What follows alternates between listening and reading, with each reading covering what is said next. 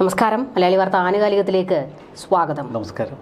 ഈ കഴിഞ്ഞ ദിവസങ്ങളിലൊക്കെ രാഹുലിനെ കോടതിയിലേക്ക് കൊണ്ടുപോകുമ്പോഴും അതുപോലെ ഇന്നിപ്പോൾ തെളിവെടുപ്പിനൊക്കെ കൊണ്ടുപോകുമ്പോഴത്തേക്ക് ഈ പ്രതിഷേധിക്കാൻ നിൽക്കുന്നവരുടെ കൂട്ടത്തിൽ ചില ഗുണ്ടകളാണോ എന്നുള്ള ഒരു ചോദ്യം ഉയരുന്നു. അതായത് ഈ പോലീസുകാർ മനഃപൂർവ്വം രാഹുൽ മാങ്കൂട്ടത്തിലിനെ ഗുണ്ടകൾക്ക് എറിഞ്ഞു കൊടുക്കുകയാണോ, അതും CPM-ന്റെ ഗുണ്ടകൾക്ക് എറിഞ്ഞു കൊടുക്കുകയാണോ എന്നുള്ളൊരു ചോദ്യം വരുന്നുണ്ട്. ഇത്രയൊക്കെ വലിയ പ്രതിഷേധവും പൊട്ടിത്തെറികൾ നടക്കുന്നു. എന്നാൽ ഇതിനിടയിലൂടെയൊക്കെ ഒരു കൂസലുമില്ലാതെ രാഹുൽ മാങ്കൂട്ടത്തിൽ തെളിവെടുപ്പിന് പോവുകയാണ്. ഹോട്ടലിലേക്ക് കൊണ്ടു ചെല്ലുമ്പോൾ അവിടുത്തെ ജീവനക്കാരെ കാണുമ്പോൾ ചിരിച്ചുകൊണ്ട് നിൽക്കുന്ന രാഹുൽ മാങ്കൂട്ടത്തിൽ, എന്നിട്ട് പോലീസിനോട് പറയുന്നുണ്ട് ഹോട്ടലിൽ 1 മണിക്കൂർ ചെലവഴിച്ചു, യുവതിയുമായി സംസാരിക്കുന്നതിന് വേണ്ടിയിട്ടാണ് ഹോട്ടലിൽ സമയം ചെലവഴിച്ചത് എന്ന് പറയുന്നുണ്ട്. പീഡനം നടന്നിട്ടില്ല എന്നുള്ള കാര്യവും രാഹുൽ ആവർത്തിച്ചു പറയുന്നുണ്ട്. രാഹുലിൻ്റെ ഈ ഒരു ആറ്റിറ്റ്യൂഡ് എന്താണെന്നുള്ളത് ഇപ്പോൾ എല്ലാവരും ചോദിച്ചുകൊണ്ടിരിക്കുകയാണ്. ഇതെന്തൊരു മനുഷ്യനാണ് എന്നാണ് ചോദ്യം. നമ്മൾ ഈ എക്സിബിഷനിസം പല മൂഡിലുണ്ട്. അത് ഈ പ്രത്യേകിച്ച് ഏകാധിപതികൾ ഭരിക്കുന്നിടത്ത്, ഇപ്പോഴും ഏകാധിപത്യ ഭരണമുള്ള സ്ഥലങ്ങളിലൊക്കെ സ്റ്റേറ്റിനെതിരെ, സ്റ്റേറ്റ് എന്ന് നമുക്ക് പൂർണ്ണമായും പറയാൻ കഴിയില്ല, ആ രാജഭരണമാണെങ്കിൽ ആ രാജാവിനെതിരെ ശബ്ദിക്കുന്നവരെ സൈനികരെ ഉപയോഗിച്ച് പിടികൂടി പരസ്യമായി മുക്കാലിയിൽ ഇങ്ങനെ കെട്ടിത്തൂക്കിയിടും. ചിലപ്പോൾ തല കീഴായി കെട്ടിത്തൂക്കിയിടും, ചിലപ്പോൾ 2 കൈയും വിരിച്ച് ഇങ്ങനെ കെട്ടിത്തൂക്കിയിടും. എന്നിട്ട് ഇയാൾ ചാവുന്നത് വരെ ഇത് കണ്ട് അർമാദിക്കാൻ ജനങ്ങൾക്ക് മുന്നിൽ ഇട്ട് കൊടുക്കുകയാണ്. ഒരു തരം ഭ്രാന്തമായ ഒരു എക്സിബിഷനിസമാണ്. ജനങ്ങൾക്കുള്ളൊരു മെസ്സേജാണിത്. എന്നെ വെല്ലുവിളിച്ചാൽ നിങ്ങളുടെ ഒരു ഗതി ഇതായിരിക്കും. അപ്പോൾ ഇത്തരം ഇരകൾ ആക്കപ്പെടാൻ എന്തെങ്കിലുമൊക്കെ കുറ്റങ്ങൾ ഭരണകൂടം കണ്ടെത്തും. അങ്ങനെ അവരെ ഇങ്ങനെ മുക്കാലിയിൽ കെട്ടി നിർത്തി ജനങ്ങൾക്ക് മുന്നിൽ പരിഹസിക്കാൻ ഇട്ടുകൊടുക്കും. ചിലർ ഇത്തരം കഥാപാത്രങ്ങൾക്ക് നേരെ തുപ്പും, ചിലർ ചീമൊട്ടയെറിയും, ചിലർ ചെരുപ്പുകൾ വലിച്ചെറിയും. അങ്ങനെ പരിഹാസ്യനായി അയാളുടെ ജീവിതം ഒടുങ്ങട്ടെ എന്ന് കരുതുന്ന ഒരു ഏകാധിപത്യ മനോഭാവമുണ്ട്. ഇവിടെ ഈ രാഹുൽ മാങ്കൂട്ടം അറസ്റ്റിലായി പോലീസ് ഇങ്ങനെ നാടുനീളെ എക്സിബിഷനിസം ഈ ഒരൊറ്റ ലക്ഷ്യത്തിൽ രാഹുലിനെ കൊണ്ടു നടക്കുമ്പോൾ നമുക്ക് ഇത്തരം ദൃശ്യങ്ങളാണ് നമ്മുടെ മനസ്സിലേക്ക് വരുന്നത്. ഒരിക്കലും നമ്മൾ പോലീസിനെ പൂർണ്ണമായിട്ട് കുറ്റം പറയില്ലായിരുന്നു. പക്ഷേ ഇവിടെ പോലീസിൻ്റെ ഭാഗത്താണ് തുടർ വീഴ്ചകൾ. ഒരു ഭരണകൂടത്തിന് മുന്നിൽ നടുവളച്ച് മുട്ടുവളച്ച് നിൽക്കുക പോലീസ് സംവിധാനം. ഇന്നലെ ഓർക്കണം, മാവേലിക്കര സബ് ജയിലിൽ നിന്ന് പുറത്തേക്കിറക്കി രാഹുലിനെ തിരുവല്ല മജിസ്ട്രേറ്റ് കോടതിയിലേക്ക് കൊണ്ടുവരാൻ പോലീസ് വാഹനത്തിൽ കയറ്റാൻ ഒരുങ്ങവെയാണ് ഈ DYFI ഗുണ്ടകൾ എന്ന് രാഹുലിൻ്റെ ആളുകൾ പറയുന്ന ഒരു സംഘം ആളുകൾ പെട്ടെന്ന് പാഞ്ഞെത്തുന്നത്. അവർ രാഹുലിന് നേർക്ക് ചീമൊട്ട എറിയുന്നു. അപ്പോൾ ലൈവ് പകർത്തുന്ന മാധ്യമങ്ങളുടെ ഒരു വന്യമായ ഒരു മനസ്സ് നമ്മൾ ചിന്തിക്കണം. അവർ പറയുന്നു, ഇതാ 1 ചീമൊട്ട വരുന്നു, ഇതാ 2ാം ചീമൊട്ട, ഇതാ 3ാം ചീമൊട്ട. അങ്ങനെ ഈ ഫുട്ബോൾ കമൻട്രി ഒക്കെ പറയുന്നത് പോലെ ചീമൊട്ടയുടെ എണ്ണം ഈ ചീമൊട്ടകളുടെ എണ്ണം കൂടുമ്പോൾ ആവേശം വർദ്ധിക്കുകയാണ്. എത്ര വിചിത്ര മനോഭാവമാണ്. മുക്കാലിയിൽ തലകീഴായി കെട്ടിത്തൂക്കിയിട്ടിരിക്കുന്ന ഒരാളെ വധശിക്ഷയ്ക്ക് പോലും വിധിക്കാതെ അവനെ പൊതുജന മധ്യത്തിന് മുന്നിൽ പരിഹസിക്കാനായി മുക്കാലിയിൽ കെട്ടിയിട്ടിരിക്കുന്ന ഒരു കുറ്റവാളി എന്ന കുറ്റാരോപിതൻ. അത്തരമൊരു കാഴ്ചയല്ലേ നമുക്ക് ഇതിൽ നിന്ന് കാണാൻ കഴിയുന്നത്. ഇതൊക്കെ വലിയ ആഘോഷമാക്കുന്ന മാധ്യമങ്ങൾ. രാഹുൽ മാങ്കൂട്ടം ഒരു പ്രതിപക്ഷ MLA ആയിരുന്നു. അയാൾ ഇപ്പോൾ കോൺഗ്രസ് പാർട്ടിയിലില്ല, പക്ഷേ ഇപ്പോഴും അയാൾ ഒരു പ്രതിപക്ഷ MLA ആണ്. ഭരണപക്ഷത്തെ വെല്ലുവിളിക്കുന്ന, മുഖ്യമന്ത്രിയുടെ നേർക്ക് വിമർശനങ്ങൾ ചൂണ്ടുവിരലുയർത്തി സംസാരിക്കുന്ന ഒരു പ്രതിപക്ഷ MLA ആണ്. ആ പ്രതിപക്ഷ MLA പരസ്യമായി ചീമൊട്ടയെറിയാൻ അനുവദിക്കുന്ന ഒരു ഭരണകൂട ഭീകരത, അതിന് നേർക്ക് സംസാരിക്കാൻ ഇവിടെ മാധ്യമങ്ങളില്ല. അയാൾ കുറ്റവാളിയാകട്ടെ, അയാൾ നിരപരാധിയാകട്ടെ, ഒരു വ്യക്തി എന്ന നിലയിൽ ഭരണഘടന അനുശാസിക്കുന്ന ചില സ്വാതന്ത്ര്യമുണ്ട്, ചില അവകാശങ്ങളുണ്ട്. രാഹുൽ മാങ്കൂട്ടത്തിൻ്റെ അവകാശങ്ങൾ തുടക്കം മുതൽ ചവിട്ടി മെതിച്ചുകൊണ്ടാണ് പോലീസിൻ്റെ ഓരോ നീക്കവും. അതിൻ്റെ ഏറ്റവും നികൃഷ്ടമായ ഒരു ഭയാനക വെർഷനാണ് നമ്മൾ ഇന്നലെ കണ്ടത്. രാഹുലിനെ ഒരു സംഘം പോലീസുകാർ വളഞ്ഞിട്ട് ഒരു വാഹനത്തിലേക്ക് അയാളെ ഒരു ഇടുങ്ങിയ ഇടത്ത് നിർത്തുന്നു. അയാളുടെ നേർക്ക് ചീമൊട്ടകൾ എറിയാൻ ഒരു സംഘം ആളുകൾ അപ്പുറത്ത് നിൽക്കുന്നു. അപ്പോൾ പോലീസ് വിശദീകരിക്കുന്നത് ശക്തമായ പോലീസ് സുരക്ഷ ഒരുക്കിയിട്ടും ചീമൊട്ടകൾ പാഞ്ഞു വന്നു എന്നാണ്. ആ ചീമൊട്ടയിൽ ഒരെണ്ണം ഒരു സ്ഫോടക വസ്തുവായിരുന്നെങ്കിലോ? അപ്പോൾ ആസൂത്രിതമായി രാഹുലിനെ അപായപ്പെടുത്താൻ നീക്കങ്ങളുണ്ടോ എന്ന് ചിലർ സമൂഹ മാധ്യമങ്ങളിൽ കുറിപ്പുകളിടുമ്പോൾ നമുക്കതിനെ നിസ്സാരമായി കാണാൻ കഴിയില്ല. ഈ ശത്രു എന്നേക്കുമായി ഭൂമുഖത്ത് നിശബ്ദനാകേണ്ട ആവശ്യം ആർക്കെങ്കിലും ഉണ്ടോ എന്ന് നമുക്കറിയില്ല. അയാൾ കുറ്റവാളിയാകട്ടെ, അയാൾ രതിവൈകൃതക്കാരനാവട്ടെ, അയാളുടെ മേൽ എന്ത് ആരോപണങ്ങൾ നിൽക്കട്ടെ, പക്ഷേ അയാൾ ഇങ്ങനെ പരസ്യമായി കൊണ്ടു നടന്ന് ഒരു എക്സിബിഷനിസം എന്ന ഒരൊറ്റ ആംഗിളിൽ ഇയാളെ പരിഹസിക്കപ്പെടാൻ വലിച്ചെറിഞ്ഞു കൊടുക്കണം. അതാണ് നമ്മൾ കാണുന്നത്. പോലീസിന് കസ്റ്റഡി ആവശ്യപ്പെടുമ്പോൾ ഒരു ലക്ഷ്യമുണ്ട്.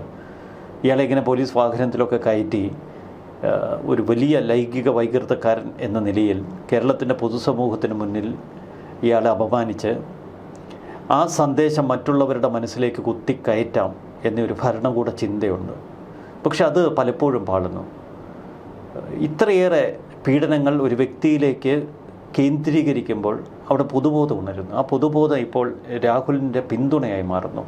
ആ പിന്തുണ അനുദിനം ശക്തിപ്പെടുകയാണ്. നമുക്ക് സമൂഹ മാധ്യമങ്ങളിൽ കാണാം, മനുഷ്യരുടെ പ്രതികരണങ്ങളിൽ കാണാം. ഈ ചീമുട്ട എറിയുന്നതിൻ്റെ കണക്കുകൾ കൃത്യമായി വിളിച്ചുകൂവുന്ന കമൻട്രിയുമായി ഇന്നലെ മുഖ്യധാരാ ചാനലുകൾ വീഡിയോ യൂട്യൂബിൽ പങ്കുവെച്ചപ്പോൾ അതിന് താഴെ വരുന്ന കമൻറ്റുകൾ മാത്രമൊന്ന് എടുത്തു നോക്കിക്കേ. എത്ര രോഷത്തോടെയാണ് ജനങ്ങൾ പ്രതികരിക്കുന്നത്. രാഹുലിനെ ചീമുട്ട എറിയുന്നത് കണ്ട് ആസ്വദിക്കുന്ന കൂട്ടത്തിൽ കോൺഗ്രസ് നേതാക്കളുമുണ്ട്. ഇവൻ ഒരിക്കൽ ഞങ്ങളെ വെല്ലുവിളിക്കാൻ നോക്കിയതാണെന്ന ഭാവം. അപ്പോൾ ഈ ചീമുട്ടയേറും ഈ എക്സിബിഷനിസവും രാഹുലിനെ കൂടുതൽ കരുത്താണ് ഇപ്പോൾ കൊടുക്കുന്നത്. രാഹുൽ എന്ന പരാതിക്കാരി പറയുന്ന കുറ്റാരോപിതൻ അയാളുടെ ഭാഗം പറയട്ടെ. കോടതിയിൽ നമുക്ക് രണ്ട് ഭാഗവും കേൾക്കാം, രണ്ട് വാദവും കേൾക്കാം.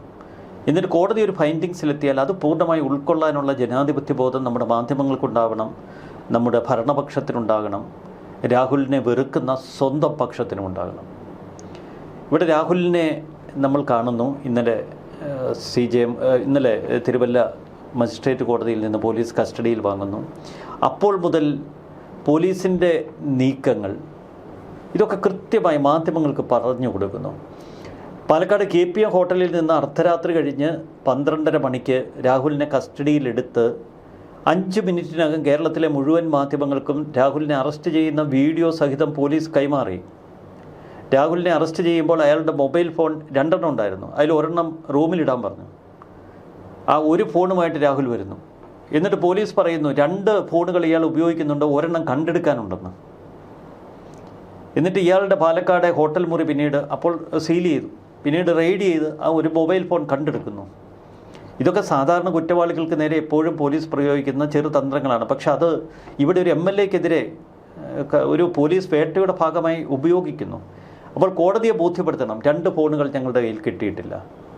ഇപ്പോൾ ഒരു ഫോൺ രാഹുൽ ഉപയോഗിച്ചുകൊണ്ടിരുന്നത് ഞങ്ങൾ പിടിച്ചെടുത്തു, മറ്റൊരു ഫോൺ എവിടെയാണെന്നറിയില്ല. പക്ഷേ അറസ്റ്റ് ചെയ്യുന്ന വേളയിൽ രാഹുൽ പറഞ്ഞിരുന്നു എനിക്ക് ആ ഫോൺ കൂടി എടുക്കണമെന്ന്. അതിന് പോലീസ് അനുവദിച്ചില്ല എന്നാണ് ഇപ്പോൾ നമ്മൾ മനസ്സിലാക്കുന്നത്. അപ്പോൾ രാഹുലിൻ്റെ ഫോൺ കണ്ടെത്താനും ഡിജിറ്റൽ ഉപകരണങ്ങൾ കണ്ടെത്താനും രാഹുലിനെ കസ്റ്റഡിയിൽ വേണമെന്ന് പോലീസ് കോടതിയിൽ ആവശ്യപ്പെടുമ്പോൾ അതിനുപോൽപകമായ ചില കാര്യങ്ങൾ കോടതിയെ ബോധ്യപ്പെടുത്തണം. അതിൻ്റെ ഭാഗമായി അപ്പോൾ ഒരു ഫോൺ എടുക്കുന്നില്ല. രാഹുലുമായി പത്തനംതിട്ട എയർ ക്യാമ്പിലേക്ക് വരുന്നു. പോലീസ് പിടികൂടിയതിന് ശേഷം രാഹുലിനെ കൊണ്ടുപോകുന്നതിൻ്റെ റൂട്ട് മാപ്പ് അടക്കം മാധ്യമങ്ങൾ കൊടുക്കുന്നു. പിറ്റേന്ന് കേരളം നടുങ്ങുന്ന വാർത്തയായി ചില മാധ്യമങ്ങൾ ഇത് ആഘോഷിക്കുന്നു. ഒപ്പം രാഹുലിന് എതിരെയുള്ള പരാതിക്കാരി നൽകിയ, ഓർക്കണം, ലൈംഗിക പരാതിയാണ്. ആ ലൈംഗിക പരാതിയിലെ മുഴുവൻ വിവരങ്ങളും മാധ്യമങ്ങൾക്കും സമൂഹ മാധ്യമങ്ങളിലേക്കും ചോർത്തിവിടുന്നു ഒരു വശത്ത്. മറുവശത്ത് അതിജീവിതയുടെ മൊഴി എടുത്തതിനേക്കാൾ സ്പീഡിൽ പുറത്തേക്ക് ഒഴുകുന്നു. പക്ഷെ അതൊക്കെ ആത്യന്തികമായി അതിജീവിതയ്ക്ക് ദോഷം ചെയ്തു. കാരണം ഈ അതിജീവിത മൊഴിയായി നൽകിയ വിവരങ്ങൾ ഇത് ക്രോഡീകരിച്ച് ജനങ്ങൾ വിലയിരുത്താൻ തുടങ്ങി. അങ്ങനെ ജനങ്ങൾ വിലയിരുത്തിയ കാര്യങ്ങൾ സത്യമാണോ എന്നറിയാനുള്ളൊരു ക്യൂരിയോസിറ്റി ഉണ്ട് ആളുകൾക്ക് സ്വാഭാവികമായിട്ട്. അതിലേറ്റവും മുഖ്യമായിട്ടുള്ളത് നമ്മൾ അതിജീവിതയുടെ മൊഴി എന്ന പേരിൽ അതിജീവിതയുടെ പരാതിയിലൊക്കെ കേട്ട ഒരു വസ്തുതയുണ്ട്. തിരുവല്ലയിലെ ക്ലബ് 7 ഹോട്ടലിൽ താൻ എത്തി റൂമെടുത്ത് രാഹുലിന് വേണ്ടി കാത്തിരുന്നു. ഇത് സത്യമാണോ എന്നറിയണമെങ്കിൽ രാഹുലിൻ്റെ ഭാഗം നമ്മൾ കേൾക്കണം.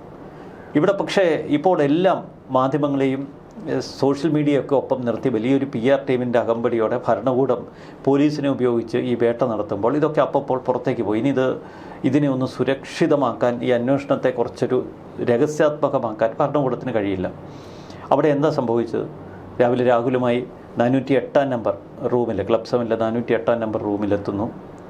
ഈ റൂമിൽ ഞാൻ താമസിച്ചതാണ്. രാഹുലിനൊരു തടസ്സവുമില്ല സമ്മതിക്കാൻ. അന്ന് യുവതി ഇവിടെ മുറിയെടുത്തു, എനിക്ക് വേണ്ടി കാത്തിരുന്നു. ഞാൻ വന്നു, ഞാൻ റിസപ്ഷനിൽ പറഞ്ഞു. റിസപ്ഷനിൽ നിന്ന് തന്നെ ആളുകൾ എന്നെ ഈ റൂമിലേക്ക് കൊണ്ടുവന്നാക്കി. ഞാൻ അകത്ത് കയറി. 1 മണിക്കൂർ യുവതിക്കൊപ്പം ഉണ്ടായിരുന്നു. ഒരു കുഴപ്പമില്ല, കൂളായിട്ടാണ് മറുപടി. അപ്പോൾ എന്തിനാണ് വന്നത്? അത് യുവതി സംസാരിക്കാൻ വിളിച്ചു, ഞാൻ വന്നു. രാഹുലിൻ്റെ മറുപടി കൃത്യമാണ്. ഇപ്പോൾ ലൈംഗിക താല്പര്യത്തോടെ ലൈംഗിക ബന്ധത്തിനാണ് അവിടെ വന്നത് എന്ന് പോലീസിന് മൊഴി കൊടുക്കേണ്ട ആവശ്യം രാഹുലിനില്ല. ലൈംഗിക താല്പര്യത്തിനാവും വന്നത്. പക്ഷേ യുവതിയോ രാഹുലോ അങ്ങനെയല്ലല്ലോ പറയുന്നത്. യുവതി പറഞ്ഞിരിക്കുന്നത് താൻ സംസാരിക്കാനായി വിളിച്ചു, ചില കാര്യങ്ങൾ ചോദിക്കാൻ വേണ്ടി ഹോട്ടൽ റൂമിലേക്ക് വിളിച്ചു. പക്ഷേ ഇവിടെ അടിസ്ഥാനപരമായി പൊതുസമൂഹം ചോദിക്കുന്ന ഒരു ചോദ്യമില്ലേ, ഈ യുവതി എന്ത് സംസാരിക്കാനാണ് രാഹുലിനെ ഒരു ഹോട്ടൽ മുറിയിലേക്ക് വിളിപ്പിച്ചത്? ഭർത്താവുമായി അപ്പോൾ വലിയ പ്രശ്നങ്ങളില്ല എന്നാണ് ഇപ്പോൾ നമ്മൾ മനസ്സിലാക്കുന്നത് രാഹുലിൻ്റെ മൊഴിയിൽ നിന്ന്, രാഹുലിൻ്റെ അഭിഭാഷകൻ കോടതിയിൽ കൊടുത്ത വിശദാംശങ്ങളിൽ നിന്ന്.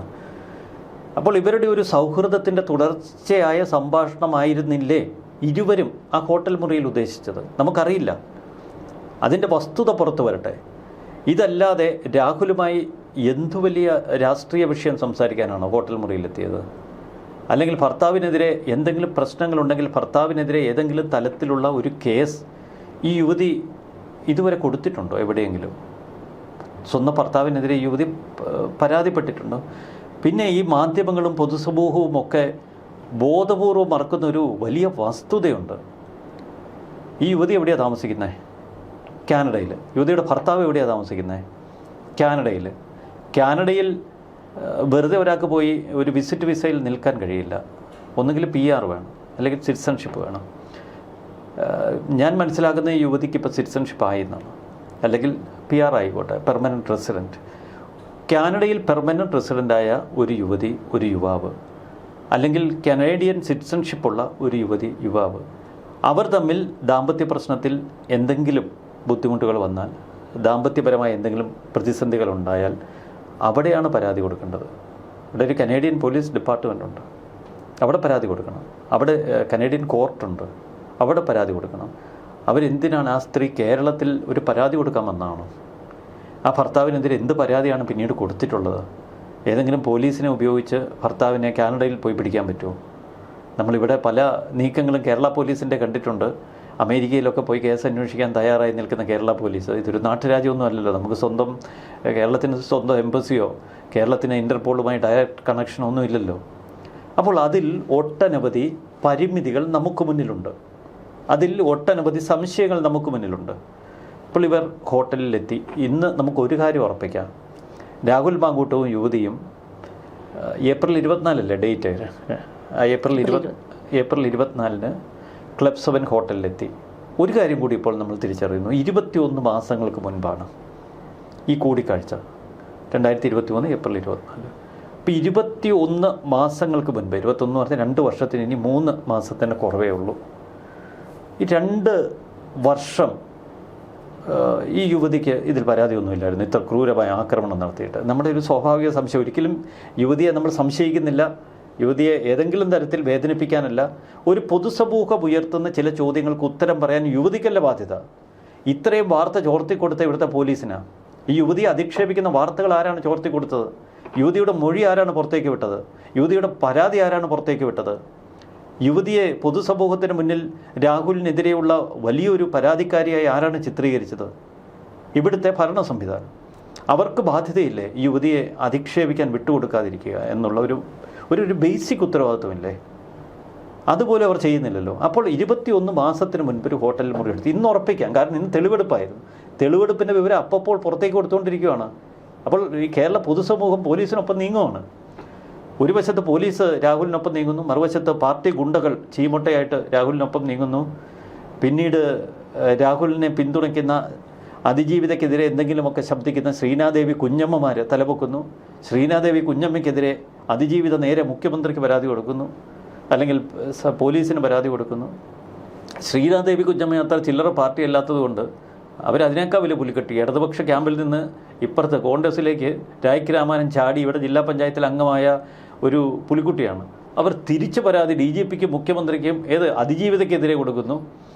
അപ്പോൾ ഇതൊക്കെ സമൂഹത്തിന് മുന്നിലേക്കാണ് ഇട്ട് കൊടുക്കുന്നത്. അപ്പോൾ ക്ലബ് 7 ഹോട്ടലിലേക്ക് നമ്മൾ മടങ്ങി വരുമ്പോൾ താൻ 1 മണിക്കൂർ അവിടെ ചെലവഴിച്ചു. ഇതിൽ ശ്രദ്ധേയമായൊരു കാര്യമുണ്ട്. രാഹുൽ സ്വന്തം പേരാണ് ആ രജിസ്റ്ററിൽ എഴുതി വെച്ചിരിക്കുന്നത്, രാഹുൽ BR. അയാളുടെ ഒഫീഷ്യൽ നെയിം തന്നെ എഴുതി വെച്ചു. അപ്പോൾ ഒന്നും മറച്ചു വെച്ചല്ല. സാറിന് ഇത്രയും ഒളിസേവയ്ക്കൊക്കെ പോകുമ്പോൾ, ഒളിസേവ ഞാൻ ഉദ്ദേശിച്ചത് രാഹുലിനെയാണ്, ഇങ്ങനെ പോകുമ്പോൾ ചിലപ്പോൾ പേരൊക്കെ ഒന്ന് മറച്ചു വെക്കാനുള്ള ഒരു ത്വര വരും. അല്ലെങ്കിൽ രാഹുൽ മാങ്കൂട്ടോ അല്ല, നിസ്സാരക്കാരനല്ല. ആ ഹോട്ടൽ റിസപ്ഷൻ ഇരിക്കുന്നതുകൊണ്ട് പറയാം, നിങ്ങൾ വേറെ ഏതെങ്കിലും പേര് എഴുതടേ, നമ്മുടെ വിട്ടുപിടി എന്നൊക്കെ പറഞ്ഞപ്പോൾ. പക്ഷേ ഇത് അയാൾ പരസ്യമായി. അത് പിന്നെ രാഹുലിൻ്റെ ഒരു സ്റ്റഫ് അങ്ങനെയാണ്, ഇതിനൊന്നും ഒരു ഒളിയും മറയില്ല. അതിൻ്റെ അകത്തൊരു പരസ്യമായ ഒരു ബോൾഡ്നെസ് ഉണ്ട്. അതുകൊണ്ടായിരിക്കും എന്തായാലും കയറി. ആദ്യ തെളിവെടുപ്പ് എന്താ ഇപ്പോൾ സംഭവിച്ചിരിക്കുന്നത്? രാഹുലിന് അനുകൂലമായി. രാഹുലിന് കൃത്യമായി അനുകൂലമായ ഒരു തെളിവെടുപ്പാണ് ഇപ്പോൾ നടന്നത്. അപ്പോൾ പോലീസ് ആകെ അടിമുടി പതറി പരിഭ്രമിച്ചു. കാരണം മാധ്യമങ്ങളിലെല്ലാം കൂടി താനിങ്ങനെ പോയിരുന്നു, സംശയമില്ല, 1 മണിക്കൂർ ചെലവഴിച്ചു. CCTVയിലില്ല, കാരണം 21 മാസം ഇതായതുകൊണ്ട് ഈ ഹാർഡ് ഡിസ്കിൽ CCTV ദൃശ്യങ്ങളില്ല. ഇനി അത് വീണ്ടെടുക്കണം, ഇത്തിരി എന്നാലും വീണ്ടെടുക്കാം, വിദഗ്ധർക്ക് വീണ്ടെടുക്കാം. പോലീസ് ക്ലബ് 7 ഹോട്ടലിലെ തെളിവെടുപ്പിന് ശേഷം ഇയാളുമായി അടൂരിലെ വീട്ടിലേക്ക് പോകുന്ന പറഞ്ഞേ. അപ്പോൾ പോലീസിന് ഒരു കാര്യം മനസ്സിലായി, അടൂരിലെ വീട്ടിൽ വെറുതെ കയറി മാന്തി പുറത്തേക്ക് ഇറങ്ങിയാൽ അത് പോലീസിനെതിരെയുള്ള പൊതുജന വികാരം ശക്തിപ്പെടും. ഒന്ന്, പോലീസ് ഈ രാഹുൽ മാങ്കൂട്ടത്തിനുമായി അടൂരിലെ വീട്ടിലേക്ക് അങ്ങ് എത്തുമ്പോൾ അമ്മയുടെ ഒരു വൈകാരിക ഇതൊക്കെ ഉണ്ടല്ലോ, ഇതൊക്കെ കൂടി വരുമ്പോഴേക്കും ഇയാളിലേക്ക് കൂടുതൽ ഫോക്കസ്ഡ് ആകുമോ എന്നൊരു ഭയം. അതുകൊണ്ടാണ് പെട്ടെന്ന് പോലീസ് അടൂരിലെ ഈ വീട്ടിൽ പോകാതെ നേരെ തിരുവല്ലയിൽ നിന്ന് AR ക്യാമ്പിലേക്ക് ഓടിയത്. AR ക്യാമ്പിൽ ചെന്ന് കയറി. പക്ഷെ പാലക്കാട് കൊണ്ടുപോകുമെന്നായിരുന്നു നമ്മൾ ആദ്യം കേട്ടത്. പാലക്കാടൊക്കെ ഇപ്പോൾ പോലീസിന് കനത്ത സമ്മർദ്ദമാണ്. കാരണം ഭരണകൂടത്തിന് ഭയം, ഇയാളെ കൊണ്ടുപോകുന്നിടത്തൊക്കെ ഇയാൾക്ക് അനുകൂല തരംഗം ഉണ്ടാകും എന്നുള്ളൊരു പേടി. പ്രത്യേകിച്ച് പാലക്കാട് ഇങ്ങനെ കൊണ്ടുപോയി പ്രദർശിപ്പിച്ചാൽ ഇയാളിലേക്ക് കൂടുതൽ അനുകമ്പ വരുമോ എന്നുള്ളൊരു ഭയം. കാരണം ഒന്നിനൊന്ന് ഈ പരാതിയിന്മേലുള്ള ചർച്ച മുറുകുന്നു. അപ്പം നേരത്തെ നമ്മൾ കണ്ടു ഈ 1-2 അതിജീവിതകൾ. ഈ 2 അതിജീവിതകളുടെ വിഷയത്തിൽ രാഹുൽ ഈശ്വർ അന്ന് ചില പ്രതികരണങ്ങൾ നടത്തി.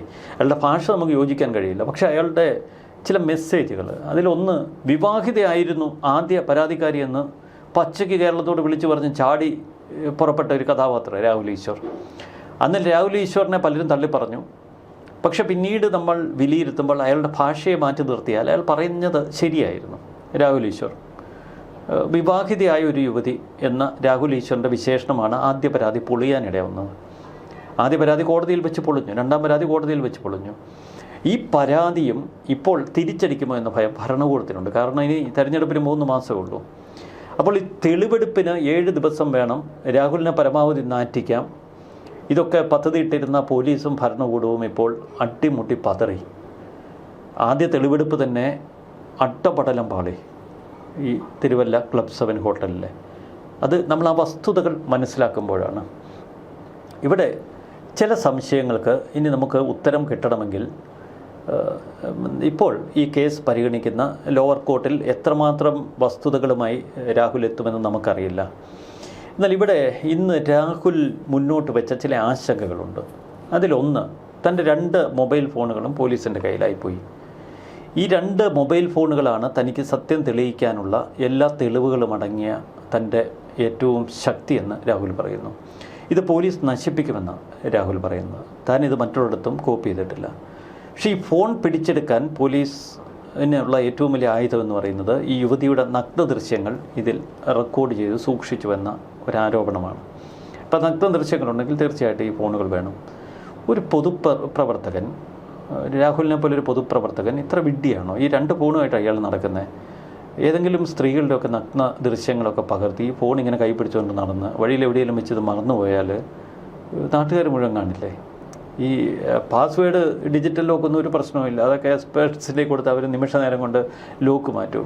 ഇത്തരം നഗ്ന ദൃശ്യങ്ങളുണ്ടെങ്കിൽ ഇതെല്ലാം കൂടെ ആരെങ്കിലും ഇൻ്റർനെറ്റിൽ എടുത്ത് കൊടുത്താലോ? പക്ഷേ എങ്ങനെ നമ്മൾ ഇത്ര സൂക്ഷ്മതയുള്ള, ഇത്ര ഷൂട്ട്നെസ് ഉള്ള ഒരു പൊളിറ്റീഷ്യൻ നമ്മൾ രാഹുൽ മാങ്കൂട്ടത്തിൽ കാണുമ്പോൾ സാധാരണക്കാർക്ക് ഇതൊന്നും അത്ര ഉൾക്കൊള്ളാൻ കഴിയുന്നില്ല. അത് എനിക്ക് പറ്റുന്നില്ല. കാരണം ഇയാൾ വിഡ്ഢിയാണോ എന്ന് നമ്മുടെ ഉപബോധ മനസ്സറിയാതെ ചോദിച്ചു ഇതൊക്കെ കാണുമ്പോൾ. പക്ഷെ കുറച്ച് ഇയാൾ വിഡ്ഢിയാണ്. ആ വിഡ്ഢിത്തരം ഇയാളുടെ ആ ഒരു ലൈംഗിക വാഞ്ചയിലുള്ള ഒരു എടുത്തിയാട്ടവും വിഡ്ഢിത്തവും ഒക്കെയാണ്. അത് അയാളുടെ സ്വഭാവ വൈകൃതമാകാം, അല്ലെങ്കിൽ അയാളുടെ ഒരു സ്വഭാവ സവിശേഷതയാകാം. അതിനാണ് അയാൾ ഒരു പരിധിവരെ ശിക്ഷ അനുഭവിക്കുന്നത്. പക്ഷെ അവിടെ നിന്ന് ആ തലം മറികടന്ന് തികച്ചും രാഷ്ട്രീയ വേട്ടയാകുമ്പോൾ ജനങ്ങൾ അതിൻ്റെ നെല്ലും പതിരും തിരിക്കും. ആ രാഷ്ട്രീയ വേട്ടയുടെ ഏറ്റവും ക്രൂരമായ മുഖം നമ്മൾ കാണുമ്പോൾ അതിനെ വിമർശിക്കും. ഇവിടെ ഇപ്പോൾ രാഹുലിനെ ഈ പറയുന്ന പോലെ തന്നെ പാലക്കാടേക്ക് കൊണ്ടുപോകുന്നു എന്ന് പറയുമ്പോൾ തന്നെ അതിനോടൊപ്പം തന്നെ ഏറ്റവും പ്രധാനമായി കേൾക്കുന്ന മറ്റൊരു വശമുണ്ട്. അതായത് വടകരയിലേക്ക് കൊണ്ടുപോകണം. വടകരയിൽ രാഹുൽ മുറിയെടുത്ത് ഏതോ സ്ത്രീകളെ കൊണ്ടുപോയിട്ടുണ്ട്. ആരാണ് ഈ മുറിയെടുക്കാൻ സൗകര്യം ഒരുക്കി കൊടുത്തത്? ആരാണ് ഇതിനു വേണ്ടി ദല്ലാള് പണി നടത്തുന്നത്? അതും കണ്ടെത്തണം. ഈ CPM-ന്റെ സൈബർ ഗ്രൂപ്പുകളിലെല്ലാം ഉന്നം വയ്ക്കുന്നത് ഷാഫി പറമ്പിലിനെയാണ്. മുൻപ് നമ്മൾ കണ്ടതാണ് CPM-ന്റെ ചില മന്ത്രിമാർ പോലും ഷാഫിയെ ലക്ഷ്യം വെച്ചുകൊണ്ട് ചില നീക്കങ്ങൾ നടത്തുന്നത്. പറമ്പില്ലാതെ മാങ്കൂട്ടം വളരില്ല എന്ന് വി ശിവൻകുട്ടി ഒരു ഫേസ്ബുക്ക് കുറിപ്പൊക്കെ പങ്കുവെച്ചതുണ്ട്. അപ്പോൾ ഇവർക്കൊക്കെ വടകരയിലേക്ക് കൂടി ഒരുപക്ഷെ പാലക്കാട് കൊണ്ടുപോകുന്നതിനേക്കാൾ സ്പീഡിൽ വടകരയിലേക്ക് കൊണ്ടുപോകണം എന്നുള്ളൊരു ആവശ്യമുണ്ട്. അതൊക്കെ ഉഴുത് മറിച്ച് വിളഞ്ഞു കിടക്കുന്ന പറമ്പ. അതിലൊന്നും CPM പെട്ടെന്ന് ചെന്ന് മാന്തിയാൽ പ്രത്യേകിച്ച് കിഴങ്ങൊന്നും കിട്ടാനില്ല. അതൊക്കെ ഒരു ഭാഗപ്പെട്ട മണ്ണാണ്. ഷാഫിയെ തുടക്കം മുതൽ ഉന്നം വെച്ചിരുന്നു. ആ പറമ്പിൽ വിളഞ്ഞ മാങ്കൂട്ടം എന്നൊക്കെ ഉള്ള വിശേഷണങ്ങളുമായി ശിവൻകുട്ടിയെ പോലെ ഒരാൾ വരണമെങ്കിൽ മാങ്കൂട്ടം കഴിഞ്ഞാൽ പറമ്പ് തന്നെ ഇങ്ങ് പൊക്കിയെടുക്കാം എന്നുള്ളൊരു ധാരണ ഉണ്ടായിരുന്നു. പക്ഷെ ഷാഫി ഇപ്പോഴും ആ വടക്കൻ മലബാറിലെ വലിയൊരു പ്രതീകമാണ്. ഷാഫിയുടെ ഒരു സ്റ്റേച്ചർ തകർക്കാൻ പറ്റുന്നില്ല. അതിൻ്റെ അകത്ത് ഒരു യൂത്ത് കരിഷ്മയുണ്ട്. ഒരു കോൺഗ്രസിൻ്റെ ഒരു പുതുമുഖ ഫേസുണ്ട്, മതേതര ഫേസുണ്ട്. പക്ഷെ ഒപ്പം തൻ്റെ സമുദായത്തിൻ്റെ പൂർണ്ണ പിന്തുണയുണ്ട്. ആ സമുദായത്തിൻ്റെ പൂർണ്ണ പിന്തുണയാണ് ഷാഫിയുടെ ഏറ്റവും വലിയ കരുത്ത്. കോൺഗ്രസ്സിന് വടക്കൻ മലബാറിൽ ഇപ്പോൾ ആ നഷ്ടപ്പെട്ട പ്രതാപം തിരിച്ചു വന്നത് മുസ്ലിം സമുദായത്തിൻ്റെ ഒരു പിന്തുണ കൂടി ഉറപ്പിച്ചാണ്. ഇടക്കാലത്ത് കോൺഗ്രസ്സിനെ മുസ്ലിം സമുദായം അവിശ്വസിച്ചിരുന്നു. പ്രത്യേകിച്ച് സമുദായം ലീഗിനെ തള്ളിപ്പറഞ്ഞൊരു കാലഘട്ടമുണ്ട്. അതിൽ നിന്ന് മാറി ലീഗും സമുദായവും ബ്ലെൻഡായി. ഒപ്പം കോൺഗ്രസ് പഴയ മുസ്ലിം സമുദായത്തോടുള്ള ഒരു താല്പര്യം കൂടുതൽ പ്രകടിപ്പിച്ചു. അതിൻ്റെയൊക്കെ പാർട്ടായിട്ട് ഷാഫിയെ ഒരു വലിയ നേതാവാക്കി മാറ്റി. ഷാഫിക്ക് തൻ്റെ മതേതര മുഖം കൂടുതൽ തിളക്കമുള്ളതാക്കാൻ രാഹുലിനെ പോലെയുള്ള മിടുമിടുക്കന്മാരുടെ ഒരു ചുറ്റുവട്ടം വേണം. അങ്ങനെ രാഹുലിനെയും ഒപ്പം ചേർത്തിരുന്നു. പക്ഷേ രാഹുലിൻ്റെ വൈകൃതങ്ങൾക്കൊക്കെ ഷാഫി കൂട്ടുനിന്നോ ഇല്ലയോ എന്ന് നമുക്കറിയില്ല. ഷാഫിക്ക് അറിവുണ്ടായിരുന്നു എന്ന് AM ഷഹനാസിനെ പോലുള്ളവർ പറഞ്ഞിട്ടുണ്ട്. അത് നമ്മൾ അതിൻ്റേതായ ഒരു അർത്ഥത്തിലെടുക്കാം. പക്ഷേ തൻ്റെ ഒപ്പം നിൽക്കുന്നവനെ തള്ളി പറയാതിരിക്കുന്നതാണ് ഒരു പൊളിറ്റിക്കൽ ലീഡറുടെ ഏറ്റവും വലിയ കഴിവ്. ഇവിടെ വടകരയിലെ ഫ്ലാറ്റ് തപ്പി ഈ പോലീസ് രാഹുലിനെ കൂട്ടി പോയാൽ അവിടെ ഷാഫിയുടെ കരുത്ത് കൂടത്തേ ഉള്ളൂ. ഷാഫി ഒരു പക്ഷേ മുറിവേറ്റവനെ പോലെ കൂടുതൽ ഗർജിക്കും. വീണ്ടും കോൺഗ്രസ്സിന് രാഹുലിലേക്ക് ഒരു അടുപ്പം കാട്ടേണ്ടി വരും. കാരണം ഷാഫിയിലേക്ക് തിരിഞ്ഞാൽ ഇത്തിരിയെങ്കിലും മൂളയുണ്ടെങ്കിൽ ഈ ഭരണകൂടം പെട്ടെന്നൊന്നും ഷാഫിയിലേക്ക് തിരിയത്തില്ല. കാരണം ഷാഫിയിലേക്ക് തിരിഞ്ഞാൽ അത് വലിയ അപകടമാണെന്ന് ഭരണകൂടത്തിനറിയാം. അർദ്ധരാത്രിയിൽ സൂര്യൻ ഉദിച്ചാൽ എത്രയോ പേര് അവരുടെ തനിനിറം നമുക്ക് കാണാൻ കഴിയുമെന്നൊക്കെ പണ്ട് ഈ തമാശ പറയുന്നത് പോലെ ഇപ്പോൾ ഒരു രാഹുൽ മാങ്കൂട്ടം വീണു. അവനെ പിടിച്ച് കൂടുതൽ ഇത്തരം മടലക്കഥകൾ മാന്താൻ നോക്കിയാൽ അത് ആത്യന്തികമായി ബാധിക്കുന്നത് CPM-നെ തന്നെയായിരിക്കും. ഇപ്പോൾ കോൺഗ്രസ് നിസ്സംഗതയോടെ ഇതൊക്കെ നോക്കി നിൽക്കുകയാണ്. കാരണം അങ്ങോട്ട് മുകേഷ്, അങ്ങനെ നിരവധി പേരുടെ, ഗണേശൻ, അങ്ങനെ നമുക്ക് ഒരുപാട് പേരുടെ കഥാപാത്രങ്ങൾ ആ കൂടാരത്തിലുണ്ട്. അവരിലേക്ക് കോൺഗ്രസ് നേതാക്കൾ ഇപ്പോൾ തിരിയുന്നില്ല. അത് രണ്ട് കാരണങ്ങളുണ്ട്. ഒന്ന്, തിരിഞ്ഞാൽ ഈ രാഹുൽ വിഷയം വീണ്ടും അവർ ശക്തിയോടെ ഉന്നയിക്കും. അത് കോൺഗ്രസ്സിലേക്ക് തിരിയാനിടയുണ്ട്. പിന്നീട് കോൺഗ്രസിൻ്റെ നേതാക്കൾക്ക് തന്നെ ഒരു ഭയമുണ്ട്. ആ നേതാക്കളിലേക്ക് തിരിഞ്ഞാൽ ഏതെങ്കിലും തരത്തിൽ നമ്മളിലേക്ക് ഇതൊക്കെ വരുമെന്ന് എല്ലാവർക്കും ഒരു ഉൾക്കിടിലമുണ്ട്. ഒരുവിധം പ്രതികരണങ്ങളൊക്കെ ഒതുക്കി നിൽക്കുന്നു. വീണവനെ ചവിട്ടാൻ എളുപ്പമാണ്. വീഴാത്തവനെ വലിച്ചിടാൻ നോക്കിയാൽ അവൻ വേറൊരുത്തൻ്റെ ഷർട്ടും കൂടെ പിടിച്ച് എല്ലാം കൂടെ വീഴും. അപ്പോൾ അതുകൊണ്ട് അങ്ങോട്ടും ഇങ്ങോട്ടൊക്കെ ഒരു ബാലൻസ് ചെയ്ത് പോകുന്നതാണ് CPM-നും കോൺഗ്രസിനുമൊക്കെ ഈ വിഷയത്തിൽ നല്ലത്. ആ സൂക്ഷ്മത അവർ പുലർത്തട്ടെ. പക്ഷെ മറുവശത്ത് ഷാഫിയെ പിടിക്കാൻ പറ്റത്തില്ല. ഇവിടെ ഇപ്പോൾ പോലീസിനെതിരെ ഒരു വലിയ വിമർശനം, ആഭ്യന്തര വകുപ്പിന് നേരെ ജനങ്ങൾ ഇളകുന്നു. അതായത് ഇപ്പോൾ ഈ അതിജീവിതമാർക്കെതിരെ ഒരു പോസ്റ്റ് ഇട്ട് പോയി കഴിഞ്ഞാൽ, അവരെ വിമർശിക്കുന്ന തരത്തിൽ എന്തെങ്കിലും ഒന്ന് പറഞ്ഞു പോയി കഴിഞ്ഞാൽ, അല്ലെങ്കിൽ രാഹുലിന് അനുകൂലമായിട്ട് എന്തെങ്കിലും ഒന്ന് പറഞ്ഞാൽ അത് അതിജീവിതമാർക്കെതിരാണ് എന്ന് പറഞ്ഞുകൊണ്ട് ശ്രീനാദേവിക്കെതിരെ ഇപ്പോൾ കേസ് കൊടുക്കുന്നത് നമ്മൾ കണ്ടതാണ്. എന്നാൽ ഈ പരാതി കിട്ടാൻ വേണ്ടി കാത്തിരിക്കുകയാണ്. തൊട്ടടുത്ത സെക്കൻഡിൽ പോലീസ് ഉണർന്ന് പ്രവർത്തിക്കുകയാണ്. ഉടനെ അവരെ പിടികൂടാനുള്ള നീക്കത്തിലേക്ക് DGP ഉൾപ്പെടെയുള്ളവർ തിടുക്കം കാണിച്ച് നിൽക്കുന്നു എന്നുള്ളൊരു വിമർശനം വരുന്നുണ്ട്. നമുക്കറിയാം, ഇവിടെ തലസ്ഥാനത്ത് മ്യൂസിയം ഭാഗത്ത് ഒരു സ്ത്രീ രാവിലെ ജോഗിങ്ങിന് പോയപ്പോൾ അവരെ കയറി പിടിച്ച് ഈ മ്യൂസിയം സ്റ്റേഷനിൽ പോയി അവർ പരാതിപ്പെട്ടിട്ട് പോലും അവിടെ നിന്നൊന്നും ഉണരാത്ത പോലീസ് പിന്നീട് അവരുടെ കരുത്തുകൊണ്ടാണ് ആ കയറി പിടിച്ചവനെ കണ്ടുപിടിക്കാനുള്ള നീക്കം നടത്തിയത്. അങ്ങനെയുള്ള ഒരു കേരളത്തിൽ ഇതുവരെ ഒരു സൈബർ ആക്രമണം നടത്തുന്നു എന്ന് പറഞ്ഞുകൊണ്ടുള്ള ഒരു പരാതി കിട്ടുമ്പോഴത്തേക്ക് ആഭ്യന്തര വകുപ്പ് കാണിക്കുന്ന ഈ വ്യഗ്രത എല്ലാവരുടെയും കാര്യത്തിൽ, എല്ലാ സ്ത്രീകളുടെയും കാര്യത്തിൽ ഉണ്ടായിരിക്കണം എന്നുള്ളൊരു പിണറായിയെ ഉന്നം വെച്ചുകൊണ്ട് തന്നെ ഇവിടുത്തെ ജനങ്ങൾ പ്രതികരിക്കുന്നു. ഈ പണ്ടൊക്കെ കേരളത്തിൽ കുറേ സാംസ്കാരിക നായകരുണ്ടായിരുന്നു. അവർ ഈ പത്രക്കുറിപ്പിലും പത്രപ്രസ്താവനയിലും ജീവിക്കുന്നത്. എല്ലാ ദിവസവും രാവിലെ ഉത്തരേന്ത്യയിലുള്ള ആക്രമണങ്ങളിൽ പ്രതികരണവുമായി സാംസ്കാരിക പ്രവർത്തകരായ സോ ആൻഡ് സോ ഒരു വലിയ ലിസ്റ്റ് കൊടുക്കും. അപ്പോൾ ഇവർ കേരളത്തിൽ ജീവിച്ചിരിപ്പുണ്ട്, ഇവർ സജീവമാണ് എന്ന് ബോധ്യപ്പെടുത്താൻ ഒരു ഇത്തരം പ്രസ്താവനകൾ ഇങ്ങനെ തയ്യാറാക്കാൻ അതിൻ്റെ അടിയിലേക്ക് എഴുതുക. ആ സാംസ്കാരിക നായകരൊക്കെ ഏറെക്കുറെ അസ്തമിച്ചു. ഇപ്പോൾ ഓൺലൈൻ എഴുത്തുകാരും ഓൺലൈൻ ഇൻഫ്ലുവൻസേഴ്സൊക്കെയാണ്. ഇപ്പോൾ ഒരു പുതു തലമുറ വളർന്നിട്ടുണ്ട്. അവർ ഈ ഓൺലൈനിൽ തങ്ങളുടെ അഭിപ്രായമൊക്കെ പ്രകടിപ്പിച്ച് കേരളത്തിൽ തങ്ങളുണ്ട് എന്നൊരു ഇൻഫ്ലുവൻസേഴ്സൊക്കെ എന്നുള്ളൊരു മട്ടിൽ അത് ഈ മാധ്യമ പ്രവർത്തകർക്കിടയിലുണ്ട്. അതിൽ സ്ത്രീകളുടെ എണ്ണം കൂടുതലാണ്. മാധ്യമ പ്രവർത്തകർക്കിടയിലുണ്ട്, പൊതു സമൂഹത്തിൽ പ്രവർത്തിക്കുന്നവരുണ്ട്. ഇവരൊക്കെ ഇത്തരം വിഷയങ്ങൾ വരുമ്പോഴേ ഈ വഴി കിടക്കുന്ന ഏതെങ്കിലും സ്ത്രീകൾ പീഡിപ്പിക്കപ്പെട്ടാൽ അതിനൊന്നും വാർത്താ പ്രാധാന്യമില്ല. ഒരു വാർത്തയാകണമെങ്കിൽ അതിന് ഒരു എലമെൻറ്റ് വേണം, ഒരു മിനിമം രാഹുൽ മാങ്കൂട്ടം അല്ലെങ്കിൽ ആ ഒരു ലെവൽ വേണം.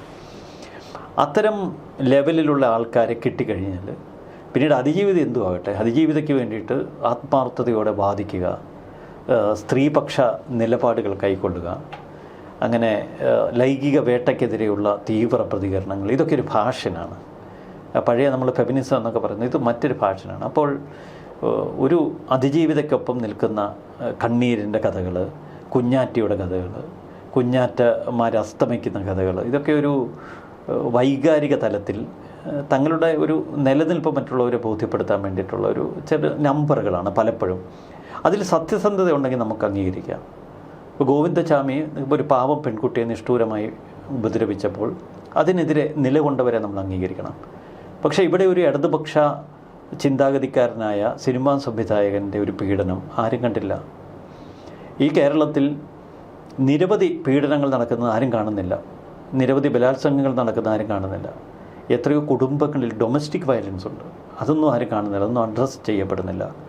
പക്ഷെ മറിച്ച് ഒരു രാഷ്ട്രീയ വേട്ടയ്ക്ക് വേണ്ടിയിട്ട് ഒരു ഭരണകൂടവും അവർക്ക് ചുറ്റുമുള്ള ഒരു എക്കോസിസ്റ്റവും മെനഞ്ഞെടുക്കുന്ന ഒരു കഥ അല്ലെങ്കിൽ ഒരു സംഭവം അല്ലെങ്കിൽ അതിൻ്റെ തുടർച്ചയായി വസ്തുതകളുണ്ട്, നമ്മൾ വസ്തുതകളെ മൂടി വയ്ക്കുന്നില്ല. ഇത്തരം സംഗതികൾ അതിനെ വളരെ ഹൈപ്പിലേക്ക് കൊണ്ടുവന്ന് വേറൊരു മോഡിൽ അവതരിപ്പിക്കുക. കാരണം ചോദിക്കാനും പറയാൻ ആരുമില്ലാത്ത ആർക്കും കല്ലെറിയാൻ പറ്റുന്നൊരു കഥാപാത്രമായി ഇപ്പോൾ രാഹുൽ പോലീസ് കസ്റ്റഡിയിൽ കിടക്കുമ്പോൾ മാറിയിരിക്കുന്നു. പക്ഷേ അയാളുടെ ഒരു ആത്മവിശ്വാസമുണ്ട്, ഞാൻ പുറത്തു വരും, ഇതിനൊക്കെ കണക്ക് ചോദിച്ചിട്ട് കാലം കടന്നു പോകുമെന്നല്ല, രാഹുൽ കടന്നു പോകുമെന്നാണ്. കടന്നു വരട്ടെ, ഇനിയും പരാതികൾ വരുമെന്ന് പറഞ്ഞു. അത് നമുക്ക് വസ്തുതാപരമായി വിലയിരുത്താം. എന്തായാലും ഇത് ഒരു രാഹുകാലമല്ല എന്ന് തോന്നുന്നു.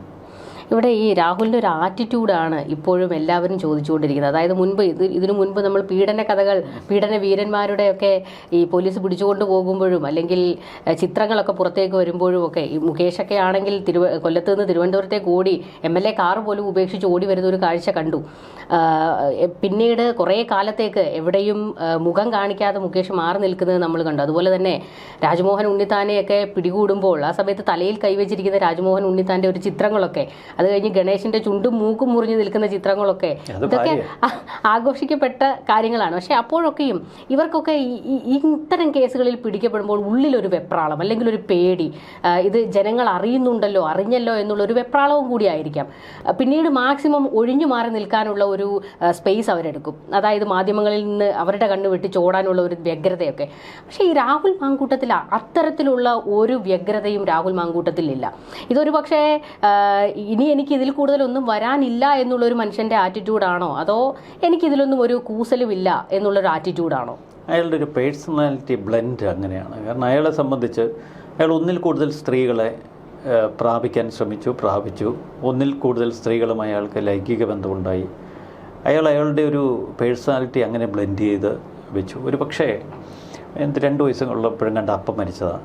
അമ്മയാണ് വളർത്തിക്കൊണ്ട് വന്ന ഒറ്റ മോൻ. അപ്പോൾ സ്വാഭാവികമായിട്ടും ഒരു ബാല്യകാല പ്രശ്നങ്ങൾ. പക്ഷെ പിന്നീട് ഒരു പൊളിറ്റിക്സിലേക്ക് അയാൾ വലിയ തീവ്രതയോടെ ഒരു പോരാട്ട വീര്യവുമായി കടന്നു വന്നു. അയാൾ ആ പൊളിറ്റിക്സിലേക്ക് വന്നപ്പോൾ അയാൾക്ക് വലിയ സ്വീകാര്യത കിട്ടി. അപ്പോൾ പൊളിറ്റിക്സിൻ്റെ ഒരു ഫ്രെയിം വർക്ക് അങ്ങനെയാണ്. ആ ഒരു ഗ്രൂപ്പിൻ്റെ മറുവശത്തെ ആക്രമിക്കുമ്പോൾ സ്വന്തം ഗ്രൂപ്പിലുള്ളവർ ചേർത്ത് പിടിക്കും, പ്രോത്സാഹിപ്പിക്കും, ഒരുപാട് പുകഴ്ത്തും. അപ്പോൾ ഒരു പ്രായം കഴിഞ്ഞപ്പോൾ ഇയാൾ ഒരുപാട് പുകഴ്ത്ത് പാട്ടുകൾ കേട്ടു.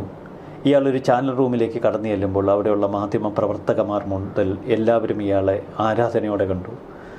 സ്ത്രീകൾക്ക് പൊതുവെ ഇയാളോടൊരു ആരാധനയുണ്ട്. സോക്കോൾഡൊരു ബാച്ചിലറാണ്.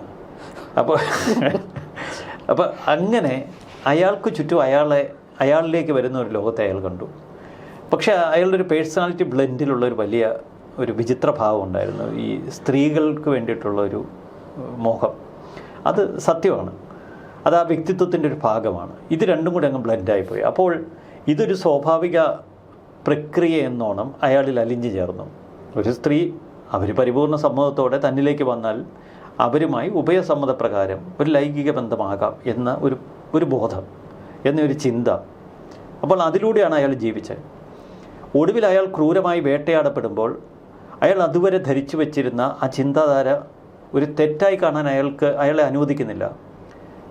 ഞാൻ അവരോടും അവർ എന്നോടും കാട്ടിയ പരസ്പര വിശ്വസ്തത, ഉഭയസമ്മതപ്രകാരമാണ് തനിക്കൊരു ലൈംഗിക ബന്ധമുണ്ടായതെന്ന് അയാളുടെ ഉൾബോധം ഒരുപക്ഷെ അയാളുടെ പറയുന്നുണ്ടാകും. എന്നിട്ട് തന്നെ പീഡകനാക്കുന്നു. അയാളുടെ ചിന്തയാണ് ഞാൻ പറയുന്നത്, നമ്മളുടെ ഒരു വീക്ഷണമല്ല. അപ്പോൾ അയാളുടെ ഉൾബോധം അയാളോട് പറയുന്നത് അങ്ങനെയാണ്. നമ്മൾ ഒരുമിച്ച് ഒരു ക്രിയയിൽ ഏർപ്പെട്ട് എന്നെ നിങ്ങൾ തെറ്റുകാരനാക്കുന്നത് അയാൾ പറയുന്നുണ്ട്. എന്നെ കുറ്റവാളിയാക്കി നിങ്ങൾ പുണ്യാളത്തികളാകണ്ടെന്ന്. അപ്പോൾ അത് അയാളുടെ ഉൾബോധം. മറുവശത്ത് ഒരു ഭരണകൂടത്തിനെതിരെ, ഒരു ഭരണാധികാരിക്കെതിരെ അതിശക്തമായി പോരാടിയ ഒരു രാഷ്ട്രീയ യോദ്ധാവാണ്. അപ്പോൾ യോദ്ധാവിനെ വീഴ്ത്താൻ മർമ്മത്തിൽ കൊടുക്കണം. മർമ്മത്തിൽ കൊടുത്താലേ യോദ്ധാവ് വീഴുള്ളൂ. അല്ലെങ്കിൽ ഈ മുറിവേറ്റ് വീണ്ടും ഇരട്ടി ശക്തിയിൽ ഇയാൾ യുദ്ധം ചെയ്യും. അപ്പോൾ ഈ മർമ്മം, രാഹുൽ മാങ്കൂട്ടത്തിൻ്റെ മർമ്മം ഈ പെൺവേട്ടയാണ് എന്ന് ഭരണാധികാരിക്കൊരു തോന്നൽ. പക്ഷെ രാഹുലിനെ സംബന്ധിച്ച് അയാളുടെ മർമ്മം അതായിരുന്നില്ല. അവിടെ അടിച്ച അയാൾ വീഴത്തില്ല, കാരണം അത് അയാളുടെ ബിൽറ്റിനാണ്. രാഹുലിൻ്റെ മർമ്മം മറ്റൊന്നായിരുന്നു. ഭരണാധികാരി കണക്കുകൂട്ടി, ഭരണകൂട കണക്കുകൂട്ടി രാഹുലിൻ്റെ മർമ്മം ഈ ലൈംഗിക പീഡന ആരോപണങ്ങളാണ്. അയാൾക്കെതിരെ 1, 2, 3 ചീമുട്ട വരുന്നത് പോലെ അതിൻ്റെ എണ്ണം കൂടിയാൽ അയാൾ ഓരോ ഏറിലും തകർന്ന് തരിപ്പണമായി നിലത്തേക്ക് വീണ് പാതാളക്കുഴിയിലേക്ക് കിടന്ന് കൈകാലിട്ടടിച്ച് ഈ ലോകത്ത് നിന്ന് അസ്തമിച്ചു പോകുമെന്ന്. പക്ഷെ അവിടെ ഭരണകൂടം പരാജയപ്പെട്ടു. അവിടെ അയാൾ തൻ്റെ വാദത്തിൽ ഉറച്ചു നിന്നു. ഇത് പരസ്പര സമ്മതത്തോടെയാണ് എൻ്റെ ഓരോ ബന്ധങ്ങളും.